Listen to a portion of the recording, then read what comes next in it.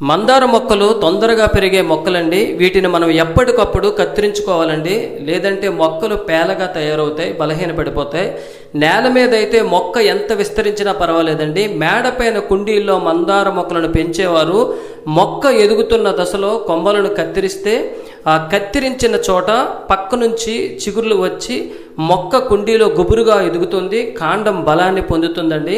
మొక్క చిన్నదైనా చక్కగా ఎదుగుతూ చిన్న కుండీలో నిండు పువ్వులతో ఆకట్టుకుంటుంది. కత్తిరించిన కొమ్మలను కత్తిరించిన చోట కలబందను రాసి మట్టిలో పెడితే తిరిగి మనం మందార మొక్కలను రుద్దు చేసుకోవచ్చండి.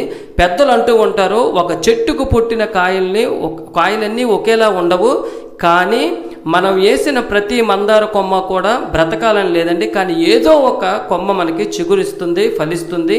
అది తిరిగి మనకు మందార మొక్క ఉంటుండగానే ఇంకొక మందార మొక్క మన పెరటిలో కొలువు తీరుతుంది.